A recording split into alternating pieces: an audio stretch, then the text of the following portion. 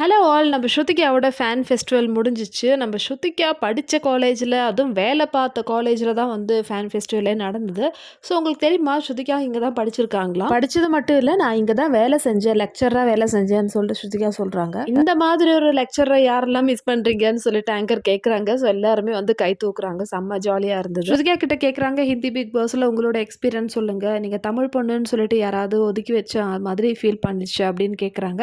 So அதுக்கு ஸ்ருதிகா வந்து அப்படிலாம் இல்ல. என்கிட்ட வந்து எல்லாரும் ரொம்ப நல்லா தான் நடந்துக்கிட்டாங்க. ஸோ யாரும் வந்து என்ன வந்து வேற ஒரு இதுல இருந்து வந்தவங்க அப்படிலாம் பார்க்கவே இல்ல. இன்னும் கேட்டா எல்லாருமே வந்து ஒவ்வொரு சைட்ல இருந்து தான் வந்திருக்காங்க. ஸோ ஜிம் பார்க்கும்போது நார்த் ஈஸ்ட்ல இருந்து வந்திருக்காங்க. ஸோ நார்த் ஈஸ்ட்டும் நம்ப சவுத்தும் பார்க்கும்போது சவுத் இந்தியா தான் வந்து இருக்கிறதுலே பெருசான ஒரு ரீஜன்.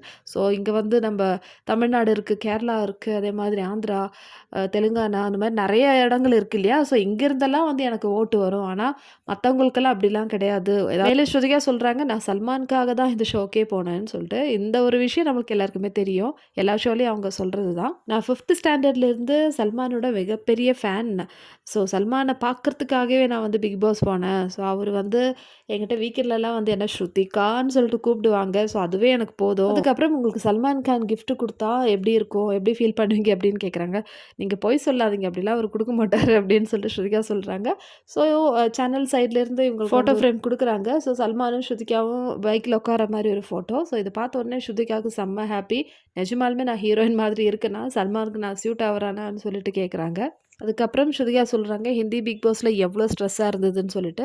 நம்ம தமிழ் பிக் பாஸ்லனா ஏதாவது கேம்ஸ் இருக்கும். இல்லன்னா ஆக்டிங்க்குன்னு ஒரு டாஸ்க் இருக்கும். அதே மாரி டான்சிங்க்கு டாஸ்க் இருக்கும். ஸோ நம்ம மைண்ட் வந்து டைவர்ட் ஆயிரும்.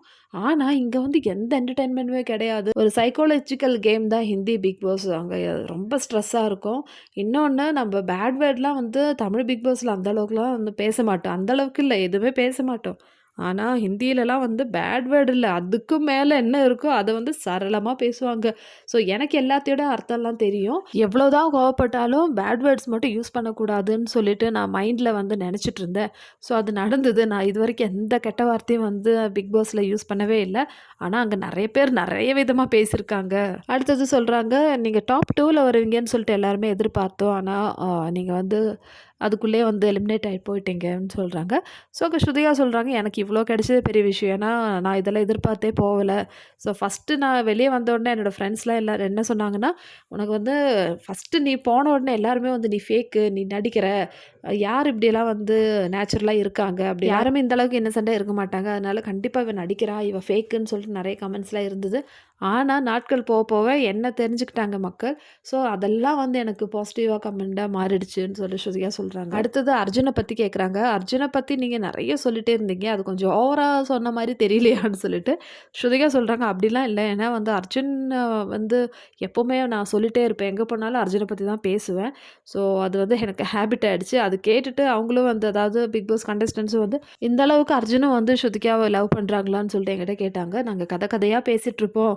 ஸோ காலேஜ் லைஃப் மாதிரி இருந்தது சில டைம்லாம். அதாவது நைட் எல்லாரும் லைட்லாம் ஆஃப் பண்ணுவாங்கல்ல, அந்த டைம்ல எல்லாரும் உட்காந்து பேசுவோம். எல்லாரும் அவங்க அவங்களுடைய கேர்ள் ஃப்ரெண்டு, பாய் ஃப்ரெண்ட பத்தி டிஸ்கஸ் பண்ணுவோம். ஸோ அந்த டைம்ல நானும் வந்து அர்ஜுன பத்தி நெறைய வந்து பேசியிருக்கேன். அடுத்தது ஸ்ருதிகா அங்க வந்து எல்லாரையும் கலாய்ச்சிட்டு இருந்தாங்க. அதாவது ஒவ்வொருத்தவங்களோட பாடி லாங்குவேஜ் யூஸ் பண்ணுவாங்க. ஸோ அது எப்படி வந்து உங்களுக்கு கிடைச்சது அப்படின்னு சொல்லும்போது, அர்ஜுன் இப்படி தான் பேசுவாங்க. அவங்க வந்து கொஞ்சம் நக்கலா தான் வந்து பேசுவாங்க. ஸோ இவ்வளோ வருஷம் நான் அவர் கூட இருந்ததுல, எனக்கு அந்த லாங்குவேஜ் வந்துடுச்சுன்னு நான் வெளிய வந்தபோது தான் தெரியுது. ஸ்ருதிகா ஒரு தடவ விவின கலாய்ச்சிட்டு இருந்தாங்க. விவினோட பாடி லாங்குவேஜ்ல.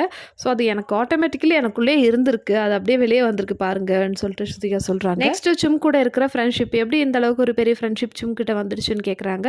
ஸோ அதுக்கு ஸ்ருதிகா சொல்றாங்க, "நான் ஃபேமிலிய விட்டு தனியா இருந்ததே இல்ல. இந்த பிக் பாஸ் வீட்டுக்கு போன பிறகு எனக்கு ரொம்பவே ஃபீலிங் ஆயிடுச்சு. இன்னொரு விஷயம் என்னன்னா, நான் இதுவரைக்கும் தனியா தூங்குனதும் கிடையாது. ஸோ பாய்ஸ் கிட்ட படுக்கிறதுக்கு எனக்கு வந்து இன்ட்ரெஸ்ட் இல்ல. சிம் கிட்ட நான் கேட்டிருந்தேன், என் கூட தூங்க முடியுமான்னு சொல்லிட்டு. சிம் ஓகே சொல்லிட்டாங்க. ஸோ எனக்கு வந்து ரொம்ப கம்ஃபர்டபுளா இருந்தது. நான் நெறைய தடவ பெட்ஷீட்குள்ள அழுதுட்டு இருந்தேன்.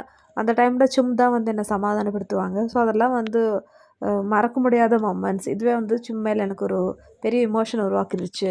நான் வந்து ஃபேமிலிய நினச்சி ரொம்ப ஃபீல் பண்ணும்போது, அழுதுட்டு இருக்கிற டைம்லலாம் ஜிம் வந்து சமாதானப்படுத்துவா. ஸோ இதெல்லாம் வந்து தூங்குற டைம்ல தான் இருக்கும். ஸோ அப்போ வந்து எனக்கே வந்து ஆட்டோமேட்டிக்கலி ஜிம் கிட்ட வந்து ஒரு கனெக்ஷன் வந்துடுச்சு.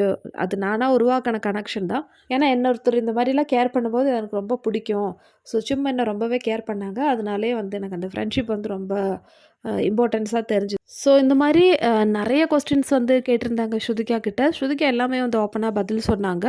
ஸோ இதில வந்து எந்த அளவுக்கு ஜென்யூனிட்டி பார்த்தீங்கன்னா, ஸ்ருதிகா வந்து 100% இல்ல. 200% சின்சியரா பதில் சொன்னாங்க. ஸோ எதுக்குமே வந்து நடிக்கல. இன்னொன்னு வந்து இன்னொருத்தர பாயிண்ட் பண்ணி, அவங்க அப்படி பண்ணிட்டாங்க. ஸோ நெகட்டிவா வந்து யாரையுமே பேசலங்க. செம்ம பாசிட்டிவ் வைப். ஸோ இந்த வீடியோ பத்தி உங்களுடைய கமெண்ட் சொல்லுங்க. அதே மாதிரி ஸ்ருதிகாவோட இந்த ஃபேன் ஃபெஸ்டிவல்ல யாரெல்லாம் கலந்துக்கிட்டாங்கன்னு சொல்லிட்டு சொல்லுங்க மக்களே. ஸோ ஆஸ் யூசுவல் அந்த வீடியோ பிடிச்சிருந்தா சேனல் லைக் பண்ணுங்க, ஷேர் பண்ணுங்க, சப்ஸ்கிரைப் பண்ணுங்க. ஸோ இதோட அடுத்த பாகம் அதாவது பார்ட் 2 ஓட நெக்ஸ்ட் வீடியோல பார்க்கலாம்.